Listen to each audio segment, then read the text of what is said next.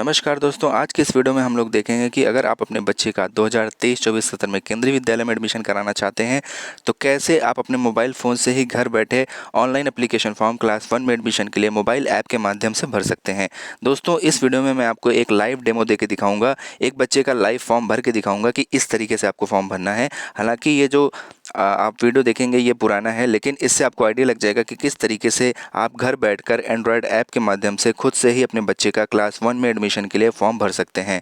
दोस्तों, इससे पहले आपको फॉर्म भरने के लिए आपको केंद्रीय विद्यालय संगठन द्वारा जो जारी किया हुआ ऐप है वो प्ले स्टोर से डाउनलोड करना होगा। KVS एडमिशन के नाम से वो ऐप होता है।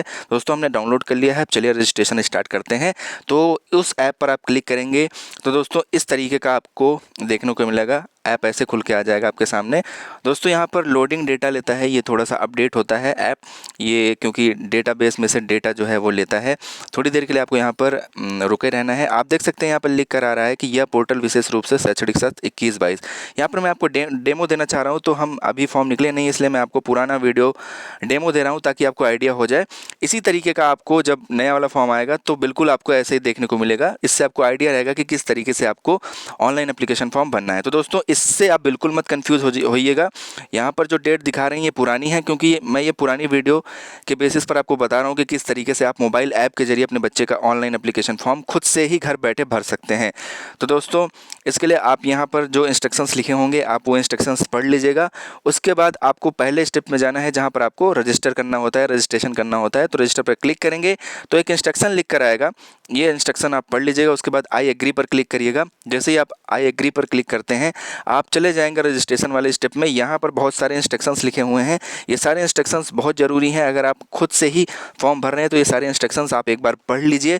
इनको आप हिंदी में भी पढ़ सकते हैं, अगर आप चाहें तो यहाँ से लैंग्वेज चेंज करके हिंदी में पढ़ लीजिए। उसके बाद यहाँ पर टिक मार्क करिए कि हमने सब कुछ पढ़ लिया। उसके बाद प्रोसीड बटन पर क्लिक करिएगा। जैसे ही आप प्रोसीड बटन पर क्लिक करेंगे यहाँ पर कुछ इंस्ट्रक्शन लिखकर आ जाएंगे कि please fill the information in English only, यानी कि जो भी इन्फॉर्मेशन आप इस फॉर्म में भरेंगे वो सिर्फ इंग्लिश में भरेंगे, हिंदी में नहीं भरेंगे।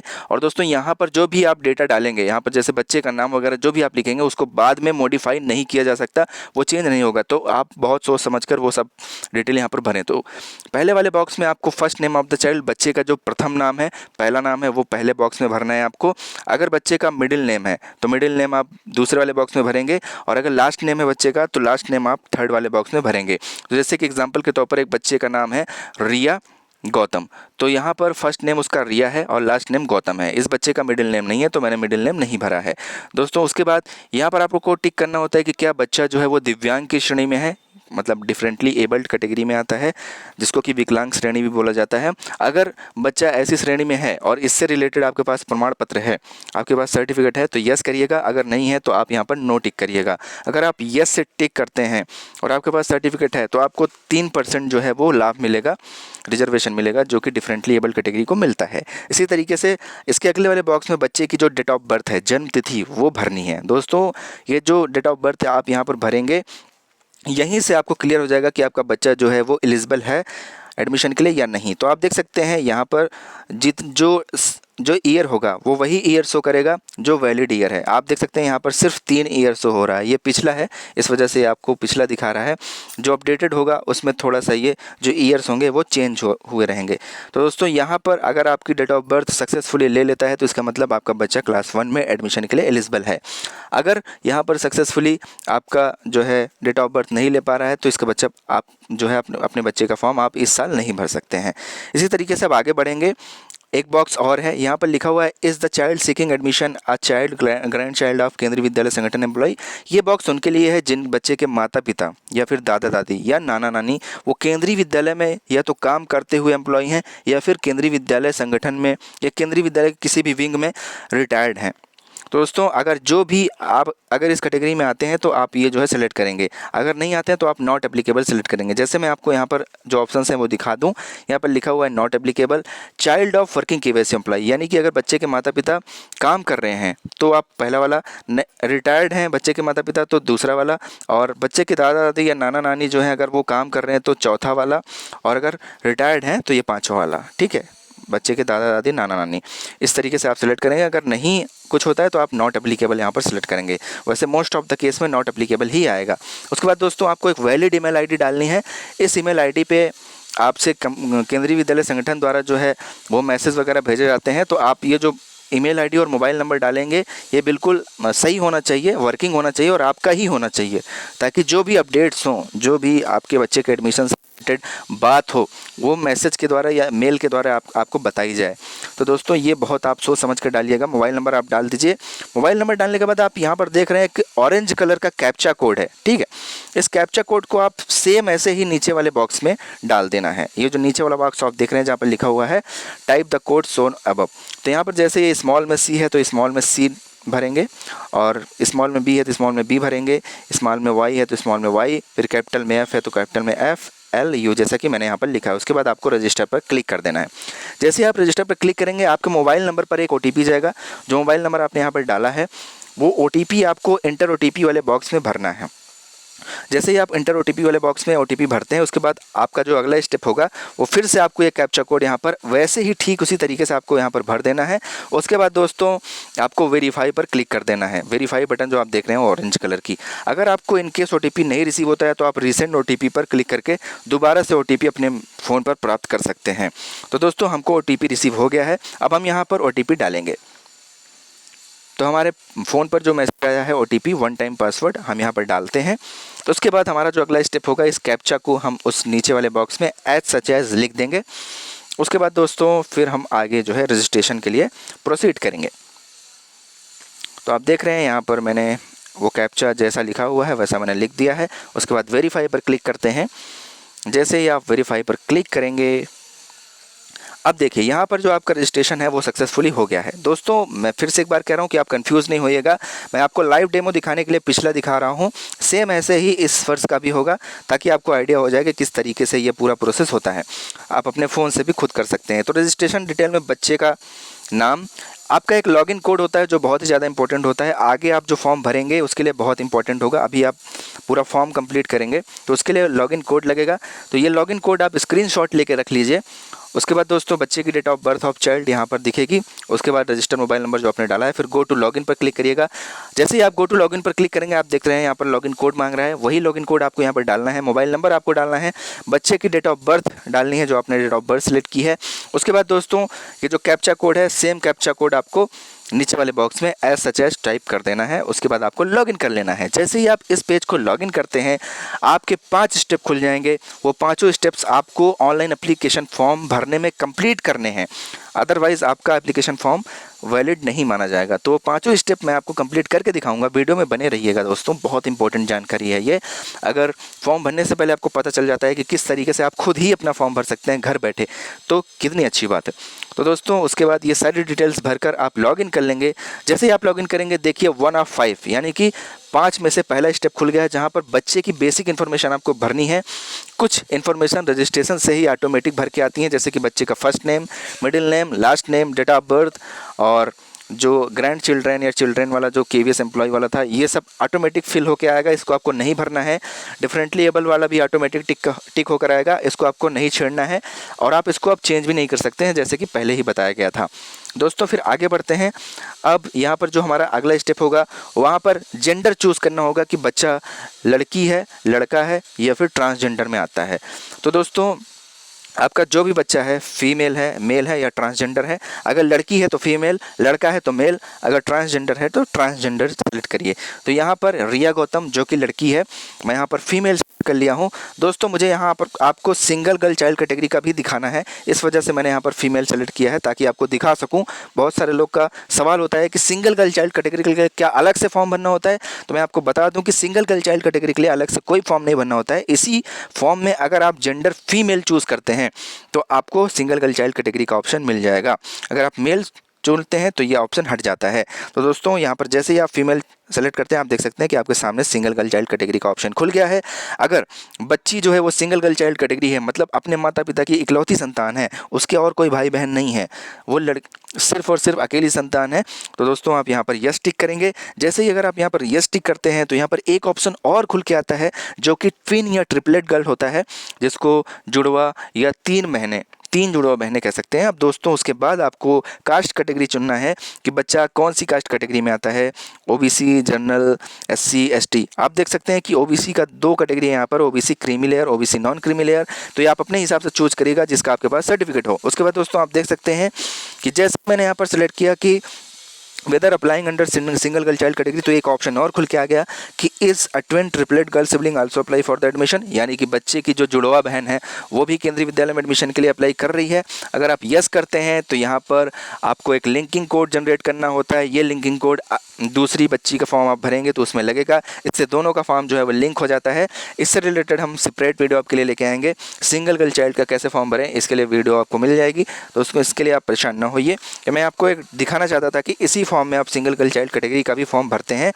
और दोस्तों कास्ट कैटेगरी में अगर आप जर्नल छोड़ के और ओबीसी क्रीमी लेयर को छोड़ के कोई और कैटेगरी चूज करते हैं तो आपका फॉर्म ऑटोमेटिक आरटी के लिए एलिजिबल होगा। बस कि आगे फॉर्म में आपको डिस्टेंस का क्राइटेरिया फॉलो करना होगा, तब आप आरटी कैटेगरी में आपका फॉर्म ऑटोमेटिक चला जाएगा। उसके बाद दोस्तों आपको फैमिली इनकम ग्रुप सेलेक्ट करना है। यहाँ पर 3 ऑप्शन है, do not belong to low income group, economically weaker section, below poverty line. इसमें में से जो भी आपके लिए एप्लीकेबल हो आप सिलेक्ट कर सकते हैं। देखिए इकोनॉमिकली वीकर सेक्शन और बिलो पॉवर्टी लाइन, इसके लिए आपको यहाँ पर सर्टिफिकेट देना होता है, सर्टिफिकेट की डिटेल डालनी होती है। ये मैं आपको अभी क्लिक करके दिखाऊंगा कि अगर आप ईडब्ल्यूएस सेलेक्ट करते हैं तो आपको क्या क्या जानकारी फॉर्म में भरनी होती है, और अगर आप बीपीएल सेलेक्ट करने होते हैं तो आपको सर्टिफिकेट की क्या क्या जानकारी आपको ऑनलाइन फॉर्म में भरनी होती है। तो दोस्तों यहाँ पर आप देख सकते हैं जैसे ही मैंने इकोनॉमिकली वीकर सेक्शन सेलेक्ट किया तो यहाँ पर आ गया कि ईडब्ल्यूएस बीपीएल सर्टिफिकेट नंबर आपको डालना है, EWS BPL certificate date of issue, कब वो सर्टिफिकेट बना है, और ईडब्ल्यूएस बीपीएल सर्टिफिकेट को किसने इशू किया है, मतलब इशूइंग अथॉरिटी कौन है, म्यूनसिपल कॉरपोरेशन है कि एसडीएम है या तहसीलदार है, किसने बनाया है, यहाँ पर वो लिखना है आपको। तो दोस्तों इस तरीके की डिटेल आपको भरनी होगी अगर आप ये सेलेक्ट करते हैं तो, और इसका आपको लाभ मिलेगा। अगर आप ये दोनों कैटेगरी में सेलेक्ट करते हैं तो आप आरटी कैटेगरी में ऑटोमेटिक आपका फॉर्म चला जाएगा। इसलिए दोस्तों अगर इससे संबंधित आपके पास सर्टिफिकेट है और आप इस कैटेगरी में आते हैं तो आप ये ज़रूर सेलेक्ट करें और आप इसका लाभ जरूर लें। उसके बाद बच्चे का ब्लड ग्रुप क्या है, अगर आपको पता है तो आप इसको सिलेक्ट कर सकते हैं, अगर आपको नहीं पता है तो आप इसको छोड़ सकते हैं, क्योंकि जिस पे स्टार लगा होगा वो भरना ज़रूरी होता है। इस पे स्टार नहीं लगा है तो इसको आप नहीं भी भरेंगे तो चलेगा, लेकिन मैं एडवाइस करता हूँ कि आप इसको बनवा लें ब्लड ग्रुप सर्टिफिकेट हॉस्पिटल से, क्योंकि ये आगे एडमिशन के टाइम पर आपको काम देगा। तो दोस्तों जितनी भी स्टार लगी हुई है, जो रेड कलर का ये छोटा सा स्टार दिख रहा है, इन फील्ड को आपको सिलेक्ट करना ही है।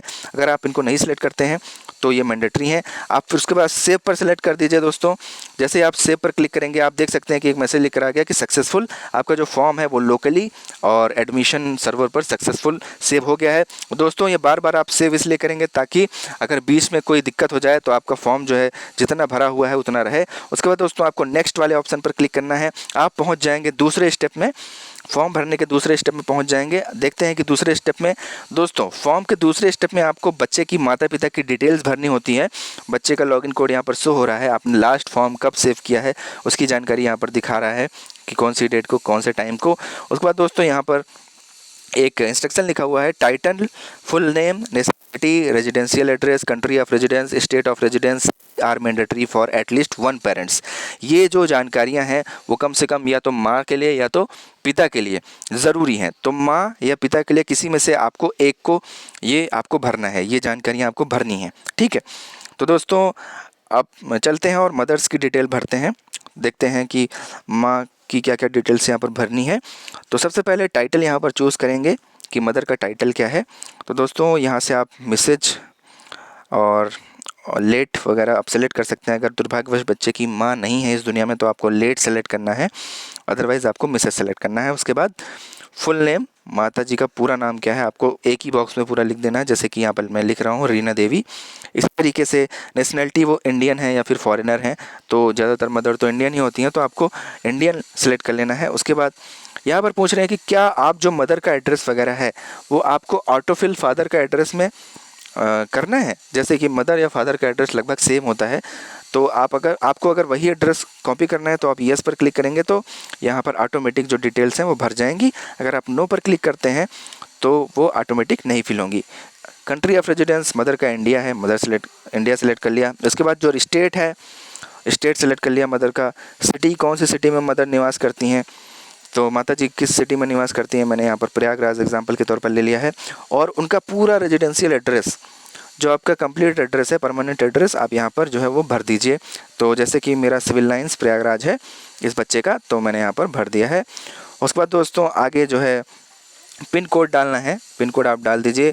टेलीफ़ोन नंबर अगर है तो डाल दीजिए, नहीं है तो कोई बात नहीं। पर्सनल मोबाइल नंबर अगर है तो डाल दीजिए माँ का, नहीं है तो मत डालिए। और पर्सनल ईमेल एड्रेस अगर मदर का है तो डाल दीजिए, नहीं है तो मत डालिए। इसी तरीके से माँ क्या काम करती हैं, अगर पता है हाउसवाइफ हैं, टीचर हैं, गवर्नमेंट टीचर हैं तो आप डाल दीजिए। कहाँ पर काम करती हैं वो यहाँ पर डाल दीजिए, जैसे कि बेसिक एजुकेशन में तो आप डाल सकते हैं। इसी तरीके से अब आपको फादर की डिटेल भरनी है। मिस्टर सेलेक्ट करेंगे, अगर फादर दुर्भाग्यवश नहीं है इस दुनिया में तो लेट सेलेक्ट करेंगे। और उसके बाद फादर का पूरा नाम आपको एक ही बॉक्स में डालना है। तो जैसे कि मैंने ऊपर यहाँ पर सेलेक्ट कर दिया था कि मदर का जो एड्रेस है वो फादर में कॉपी हो जाए, तो एड्रेस ऑटोमेटिक यहाँ पर कॉपीड है। इसी तरीके से उनकी नेशनैलिटी क्या है, ये सारी चीज़ें आप देख सकते हैं कि सारा एड्रेस यहाँ पर ऑटोमेटिक कॉपी है। तो दोस्तों आप चाहें तो अगर माता और पिता अलग अलग जगह रहते हैं तो आप अलग अलग एड्रेस भी डाल सकते हैं और ऊपर सेलेक्ट नो कर सकते हैं। इस तरीके से फादर क्या काम करते हैं, फादर का मोबाइल नंबर, फादर का ईमेल एड्रेस और फादर कहाँ काम करते हैं, ये सारी चीज़ें आपको यहाँ पर भरनी है। ऑक्यूपेशन में कि फादर क्या काम करते हैं और ऑर्गेनाइजेशन में कहाँ काम करते हैं, ये आपको भरना है। उसके बाद दोस्तों ये सारी डिटेल आपको सेव कर लेनी है। अब आपका दूसरा स्टेप जो है वो फॉर्म का वो कंप्लीट हो गया है। यहाँ पर मैसेज भी लिख के आ गया, your data has been saved successfully locally as well as on the online admission server. तो दोस्तों इतना चीज़ें आपका जो है वो एप्लीकेशन फॉर्म में अब सेव हो चुका है, आपका इतना फॉर्म भरा चुका है। आगे बढ़ते हैं और तीसरे स्टेप में चलते हैं, नेक्स्ट पर क्लिक करेंगे। जैसे ही नेक्स्ट पर क्लिक करेंगे, अब इस स्टेप में हमको वो केंद्रीय विद्यालय चुनने होते हैं जिसमें हमें अपने बच्चे का एडमिशन करवाना है। तो कम से कम आप एक केंद्रीय विद्यालय चुन सकते हैं और ज़्यादा से ज़्यादा 3 केंद्रीय विद्यालय सिंगल एप्लीकेशन फॉर्म में। तो चलिए सबसे पहला वाला केंद्रीय विद्यालय चुनते हैं। दोस्तों मैं यहाँ पर आपको सुझाव दूंगा कि जो आपके आसपास के केंद्रीय विद्यालय हैं उनको सबसे पहले चुनें आप। और दोस्तों यहाँ पर जैसे आप देख सकते हैं कि चॉइस 1, चॉइस 2, चॉइस 3, यहाँ पर 3 चॉइस है। तो इसका ये मतलब नहीं कि आप पहले में जो चुनेंगे वहाँ पर सबसे ज़्यादा एडमिशन की पॉसिबिलिटी है, ऐसा कोई प्रायोरिटी यहाँ पे नहीं है। तीनों में जो एडमिशन की पॉसिबिलिटी है वो सेम है, यानी कि जितनी पॉसिबिलिटी पहले केंद्रीय विद्यालय में एडमिशन की है उतनी ही पॉसिबिलिटी दूसरे में है, उतनी ही पॉसिबिलिटी तीसरे में है। तो दोस्तों अगर आपके पास आसपास 3 केंद्रीय विद्यालय हैं तो आप तीनों चुनें ताकि तीनों में बराबर की प्राथमिकता रहे। तो सबसे पहले हम चूज कर लेते हैं अपना स्टेट। हमारा जो स्टेट है, हमारा जो राज्य है, हमने यहाँ पर छत्तीसगढ़ चूज कर लिया है। दोस्तों आप यहाँ पर कुछ भी चूज़ कर सकते हैं, ये आपकी मर्जी है, लेकिन मैं सजेस्ट करूँगा कि आप अपने आसपास का चुनें। जैसे ही मैंने केंद्रीय विद्यालय यहाँ पर सिलेक्ट किया, केंद्रीय विद्यालय दुर्ग, तो उस स्कूल के बारे में जानकारी यहाँ पर आ गई कि ये स्कूल की जो कैटेगरी है सिविल कैटेगरी में है, ये रायपुर रीजन में पड़ता है, इसको जो स्पॉन्सर करता है स्टेट गवर्नमेंट करता है, लोकेशन जो है ये अर्बन है। अब दोस्तों आप यहाँ पर देख सकते हैं कि distance of school from residence in kilometre, घर से जो स्कूल की दूरी है वो किलोमीटर में कितनी है। तो आप देख सकते हैं यहाँ पर आपको टिक करना है, क्योंकि ये अर्बन एरिया में आता है तो आपको 5 किलोमीटर के अंतर्गत दिखाना है। अगर 5 किलोमीटर से कम है तो देखते हैं क्या होता है। जैसे ही हम क्लिक करते हैं कि 5 किलोमीटर से कम है या 5 किलोमीटर के बराबर है, तो आप देखेंगे कि आपका जो फॉर्म है वो ऑटोमेटिक आरटी कैटेगरी में चला जाएगा। यहाँ पर लिख कर आ गया, you are eligible for admission under RT in this school as per KVS admission guideline. क्योंकि दोस्तों वहाँ पर जो कास्ट कैटेगरी थी वो एससी थी और यहाँ पर ये डिस्टेंस का भी क्राइटेरिया फुलफिल कर रहा है, ये बच्ची कर रही है, तो इस वजह से ये आरटी में इसका फॉर्म ऑटोमेटिक चला जाएगा। यहाँ पर लिख कर भी आ गया है कि you are eligible for admission under RT in this school as per KVS admission guideline. तो दोस्तों आप देख सकते हैं इस तरीके से आरटी की कैटेगरी के अंतर्गत आपको फॉर्म भरा जाता है। ये उनके लिए बहुत फ़ायदेमंद है जो कैटेगरी 5 में आते हैं, जिन बच्चों के माता पिता की सरकारी नौकरी नहीं है। अगर आप मोर देन 5 किलोमीटर पर टिक करते हैं तो भले ही आप एससी कैटेगरी के हों, लेकिन आप देख सकते हैं कि यहाँ पर लिख कर आ रहा है कि you are not eligible for RT category, अगर आप मोर देन 5 पर क्लिक करते हैं। अब दोस्तों आगे बढ़ते हैं। यहाँ पर आपको सर्विस प्रायोरिटी कैटेगरी चूज़ करना है कि बच्चे के जो माता पिता हैं वो किस प्रायोरिटी कैटेगरी में आते हैं। अगर आपको हेल्प चाहिए, आपको नहीं समझ में आ रहा है कि बच्चे के माता पिता यहाँ पर काम करते हैं, इस डिपार्टमेंट में काम करते हैं, तो क्या प्रायोरिटी कैटेगरी लगेगी, तो आप यहाँ पर यस क्लिक कर सकते हैं, आपको यहाँ से हेल्प मिलेगी। अगर आप यहाँ पर यस क्लिक करते हैं तो ये आपको कुछ ऑप्शंस चूज़ करने के लिए दिएगा, उस ऑप्शंस के बेसिस पर आपको ये बताएगा कि आपकी कौन सी प्रायोरिटी कैटेगरी लगेगी। तो यहाँ पर 5 कैटेगरीज़ हैं, इनके बारे में मैंने अलग से वीडियो बनाया है दोस्तों, उस वीडियो का लिंक नीचे डिस्क्रिप्शन बॉक्स में है, आप उसको अच्छे से देख लीजिएगा, क्योंकि मैं अगर इनको यहाँ पर एक्सप्लेन करूँगा तो ये बहुत ही ज़्यादा लेंथी हो जाएगा। मैं आपको ऊपर से कर देता हूँ। पहली जो प्रायोरिटी कैटेगरी लगती है वो सेंट्रल गवर्नमेंट एम्प्लॉय, दूसरी सेंट्रल गवर्नमेंट के जो PSU हैं, ऑटोनॉमस बॉडी हैं और इंस्टीट्यूट ऑफ हायर लर्निंग है, और थर्ड प्रायोरिटी जो लगती है वो स्टेट गवर्नमेंट के जो एम्प्लॉय हैं उनको, और चौथी जो लगती है वो स्टेट गवर्नमेंट के जो PSU, ऑटोनॉमस बॉडीज़ और इंस्टीट्यूट ऑफ हायर लर्निंग हैं इनको लगती है। और जो पाँचवीं सबसे कम प्रायोरिटी कैटेगरी जो लगती है, सबसे कम प्रायोरिटी मिलती है, वो जो सरकारी नौकरी में नहीं है, जो किसान हैं, मजदूर हैं या फिर शॉपकीपर हैं, प्राइवेट नौकरी करते हैं, खुद का बिजनेस है, ये सारी 5th कैटेगरी में आएंगे सरकारी नौकरी वालों को छोड़ के। इसके बाद दोस्तों अगर ये जो केंद्रीय विद्यालय स्पॉन्सर्ड है प्रोजेक्ट सेक्टर या फिर इंस्टीट्यूट ऑफ हायर लर्निंग के अंतर्गत, तो आप ये सिलेक्ट करेंगे ये वाला ऑप्शन, अदरवाइज़ आप जो है ये ऑप्शन छोड़ देंगे। तो दोस्तों ये इंस्टीट्यूट ऑफ हायर लर्निंग या फिर प्रोजेक्ट सेक्टर का स्कूल नहीं है, क्योंकि ये स्पॉन्सर्ड है स्टेट गवर्नमेंट के द्वारा, तो यहाँ पर आप नॉट एप्लीकेबल सेलेक्ट करेंगे। और दोस्तों अगले वाले चॉइस में मैं आपको दिखाऊंगा कि किस तरीके से इसको सेलेक्ट किया जाता है, क्योंकि दोस्तों अगर ये इंस्टीट्यूट ऑफ हायर लर्निंग या फिर प्रोजेक्ट सेक्टर का स्कूल होगा तो यहाँ पर अगर बच्चे के माता पिता काम कर रहे हैं, बच्चे के दादा दादी नाना नानी काम कर रहे हैं, तो उनको पहली प्राथमिकता मिलती है। तो यहाँ पर मैंने नॉट एप्लीकेबल सेलेक्ट कर दिया है और अब इसको हम सेव कर लेंगे। दोस्तों आपको हर स्टेप पर सेव करना है, सेव कर लेंगे। दोस्तों सेव करने के बाद आप देख सकते हैं कि अब लिख कर आ गया कि your data has been saved successfully locally as well as on the online admission server. उसके बाद दोस्तों आगे बढ़ते हैं और चॉइस नंबर 2 सेलेक्ट करते हैं। सेम ऐसे ही आपको चूज़ करना है, आपके आसपास के केंद्रीय विद्यालय जो भी हैं आप उसको चूज़ कर लीजिए, ताकि आपको एडमिशन मिलने में आसानी रहे। आपके घर के पास भी रहेगा तो आपको RT कैटेगरी का भी लाभ मिल सकता है, इसलिए मैं आपको यहाँ पर सजेस्ट करता हूँ कि अपने आसपास के केंद्रीय विद्यालय को आप सिलेक्ट कर सकते हैं। तो यहाँ पर हमने छत्तीसगढ़ स्टेट सेलेक्ट किया और केंद्रीय विद्यालय बिलासपुर, इसकी जानकारी यहाँ पर आ गई। आप देख सकते हैं कि सिविल सेक्टर का है, और दोस्तों इसको स्पॉन्सरिंग जो करता है वो south east central railway sponsor करता है, और इसी तरीके से आपको ये सारे ऑप्शन चूज़ करने होते हैं। और दोस्तों आप यहाँ पर देख सकते हैं कि प्रायोरिटी कैटेगरी किस तरीके से आपको चूज़ करनी होती है। अगर आपको नहीं समझ में आ रहा है कि कैसे प्रायोरिटी कैटेगरी चूज़ करें, तो आप यहाँ पर यस पर क्लिक करिए, आपको सारे ऑप्शंस यहाँ पर खुल जाएंगे जो आपकी हेल्प करेगा। आप देख सकते हैं कि यहाँ पर लिख कर आ गया कि बच्चे के माता पिता या दादा दादी नाना नानी कहाँ पर काम करते हैं, तो आप यहाँ से सेलेक्ट कर सकते हैं। जैसे कि एग्जांपल के तौर पर मैं यहाँ पर सिलेक्ट कर रहा हूँ, आप देख लीजिए बिजनेस या प्राइवेट जॉब है, और यहाँ पर मैंने एम्प्लॉयमेंट स्टेटस NA डाल दिया है। तो आप देख सकते हैं कि इसकी जो प्रायोरिटी है ऑटोमेटिक 5वीं प्रायोरिटी इसने सेलेक्ट कर दिया है। तो इस तरीके से आप हेल्प भी ले सकते हैं। अगर आपको नहीं पता है कि आप कौन से डिपार्टमेंट में काम करते हैं तो आपकी क्या प्रायोरिटी लगेगी, इस तरीके से आप जो है यहाँ पर हेल्प ले सकते हैं। अब दोस्तों एक और मैं आपको लेकर दिखा दूं, जैसे कि एक्स आर्मी, तो आप देख सकते हैं कि यहाँ पर लिखा हुआ है कि सर्विंग है या फिर परमानेंट है। तो जैसे आप सबमिट करेंगे तो आप देख सकते हैं इनकी जो प्रायोरिटी है वो पहली प्रायोरिटी यहाँ पर ऑटोमेटिक सेलेक्ट हो गई है। तो जिनको ना समझ में आया कि हमारी प्रायोरिटी कैटेगरी क्या है, वो इसका हेल्प ले सकते हैं। और यहाँ पर आप देख सकते हैं कि अगर ये जो है प्रोजेक्ट सेक्टर या IHL का स्कूल है और फादर उसमें काम करते हैं, तो मैंने यहाँ पर जैसे ही फादर सेलेक्ट किया है तो आप देख सकते हैं कि उनके जो है पिछले 7 साल में कितने नंबर ऑफ़ ट्रांसफ़र हुए हैं, ये आपको वहाँ पर डिटेल सबमिट करनी होती है। और डाल के आप सेव कर दीजिए, आपका जो डेटा है वो सेव हो गया है। और दोस्तों इसी तरीके से अब आपको चॉइस नंबर 3 यानी कि तीसरा स्कूल आपको सेलेक्ट कर लेना है, तीसरा केंद्रीय विद्यालय जिसमें आप अपने बच्चे का एडमिशन करवाना चाहते हैं। तो सेम ऐसे ही यही प्रोसेस है केंद्रीय विद्यालय सेलेक्ट करने का। इसी तरीके से आप जो है केंद्रीय विद्यालय सेलेक्ट करेंगे। अब हम बढ़ते हैं अगले स्टेप की तरफ। तो दोस्तों आप देख सकते हैं यहाँ पर थोड़ा सा एरर आ रहा है। अगर आप कोई भी फील्ड छोड़ देते हैं तो आपका फॉर्म आगे नहीं बढ़ेगा, तो आप इस तरीके से कर सकते हैं। अब दोस्तों हमारा जो अगला स्टेप है वो हमें वहाँ पर डॉक्यूमेंट्स अपलोड करने हैं। तो दोस्तों देखते हैं कि आगे क्या क्या डॉक्यूमेंट्स अपलोड करने होंगे। अब आपको यहाँ पर यस करना है। आप आ गए चौथे स्टेप में। आप देख सकते हैं यहाँ पर कुछ इंस्ट्रक्शंस लिखे हुए हैं जो आपको फॉलो करने हैं। तो आप देख सकते हैं कि only .pdf .jpg files are allowed, यानी कि 2 तरीके के फॉर्मेट के जो फाइल्स हैं वो अलाउड हैं, .pdf .jpg। Photo of the child should be an image file, जो बच्चे की फ़ोटो है वो इमेज फाइल होनी चाहिए, यानी कि फ़ोटो होनी चाहिए, .jpg फॉर्मेट में होनी चाहिए। मैक्सिमम साइज़ जो है वो फाइल्स की 256 KB हो सकती है। और दोस्तों जितने भी डॉक्यूमेंट्स में स्टार लगा हुआ है मैंडेटरी हैं, वो आपको भरने ही हैं। अब दोस्तों जैसे कि आपको पहले proof of date of birth of the child यानी कि बच्चे का बर्थ सर्टिफिकेट आपको पहले अपलोड करना है, जो कि पीडीएफ फॉर्मेट में होना चाहिए, 256 केबी से कम होना चाहिए। दोस्तों आप इसको पहले से अपने फ़ोन में बना के रखें।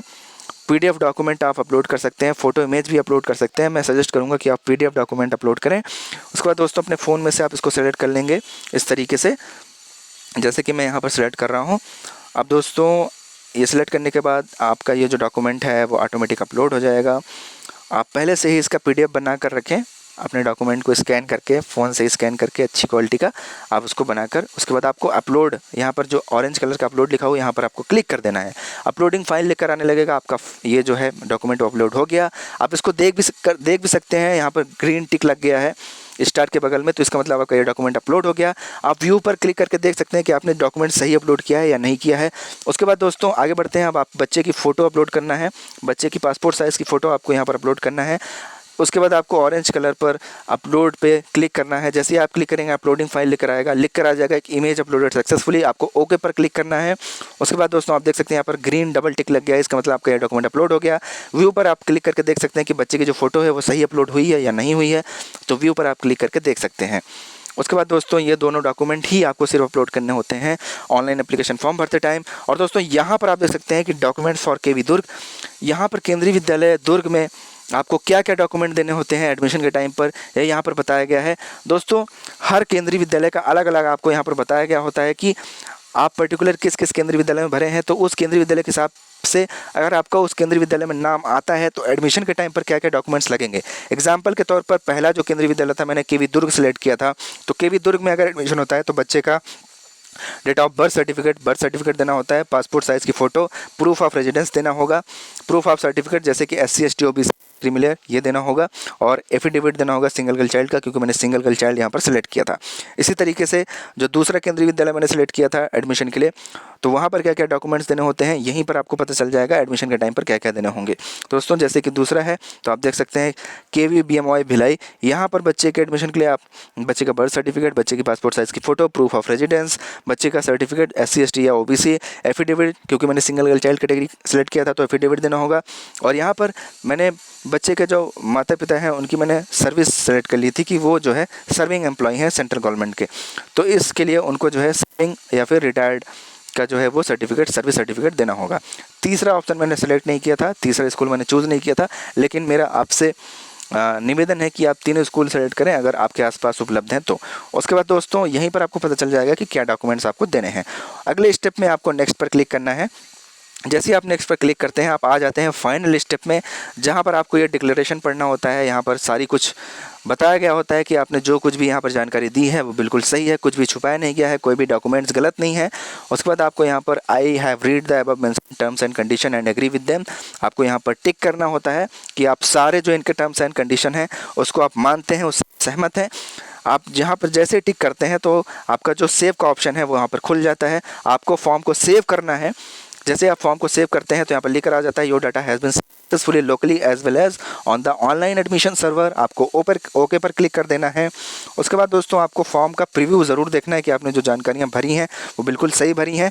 तो आप देख सकते हैं कि प्रीव्यू बटन यहाँ पर ऑरेंज कलर का है, यहाँ पर आपको क्लिक करना होता है। बिना प्रीव्यू देखे आप सबमिट एप्लीकेशन पर क्लिक नहीं कर सकते हैं, तो पहले आपको प्रीव्यू देखना है। उसके बाद ये जो सबमिट एप्लीकेशन वाला ग्रे कलर का बटन है ये आपका ऑरेंज कलर का हो जाएगा। तो प्रीव्यू पर क्लिक करिए और फॉर्म पूरा देखिए कि आपने क्या क्या फॉर्म में भरा हुआ है, सारी जानकारियाँ सही हैं या नहीं हैं। तो आप देख सकते हैं कि आपने जैसे कि मैंने यहाँ पर जो भी फॉर्म भरे हैं ये सारी जानकारी आपको यहाँ पर शो होगी। उसके बाद अगले स्टेप में आपको सबमिट एप्लीकेशन पर क्लिक कर देना है।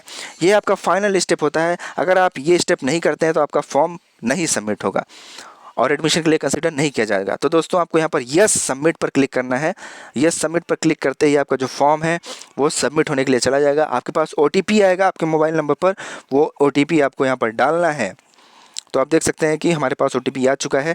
यहाँ पर वो OTP डालेंगे, उसके बाद वेरीफाई OTP करेंगे। जैसे ही आप वेरीफाई OTP करते हैं, आपका जो फॉर्म होगा वो फाइनली सबमिट हो जाएगा केंद्रीय विद्यालय में एडमिशन के लिए, और आपका जो फॉर्म है वो सक्सेसफुली फिलअप हो जाएगा। आपके बच्चे का जो एडमिशन है वो आप देख सकते हैं यहाँ पर लिख कर आ गया, success, you have successfully submitted your form. यहाँ पर एक एप्लीकेशन सबमिशन नंबर आ गया है जो कि बहुत इंपॉर्टेंट होता है दोस्तों। आपको व्यू अप सबमिटेड एप्लीकेशन पर क्लिक करना है और इसका प्रिंट आउट ले लेना है। अगर आप फ़ोन में प्रिंट आउट नहीं ले पाते हैं तो आप इसको सेव एज अ PDF करके रख लें, मार्केट में जाएँ और इसका प्रिंट आउट निकलवा लें। एडमिशन के टाइम पर बहुत ही ज़्यादा इंपॉर्टेंट होता है ये जो आपका एप्लीकेशन फॉर्म है, सबमिटेड एप्लीकेशन फॉर्म, ये एडमिशन के टाइम पर लगता है, बहुत ही इंपॉर्टेंट है। तो दोस्तों ये था कि कैसे आपको एप्लीकेशन फॉर्म अपने घर पे ही एंड्रॉयड ऐप के माध्यम से भरना है। अगर आपको कोई बात नहीं समझ में आई हो तो आप नीचे कमेंट बॉक्स में कमेंट करके पूछ सकते हैं। दोस्तों मैं आपको रिकमेंड करूंगा कि आप अपना फॉर्म खुद से ही भरें, ताकि जो गलतियां होती हैं वो कम होने की संभावना हो, क्योंकि आप अपने से फॉर्म भरेंगे तो आपको सारी जानकारी रहेगी। इत्मीनान से भरें, काफ़ी टाइम रहता है फॉर्म भरने के लिए, इसीलिए मैंने आपको दोस्तों पुराना ही सही लेकिन डेमो दे दिया ताकि आपको जानकारी कि किस तरीके से फॉर्म भरना है। वीडियो अच्छा लगा हो तो वीडियो को लाइक करिएगा, चैनल को सब्सक्राइब करिएगा। Thank you so much for watching.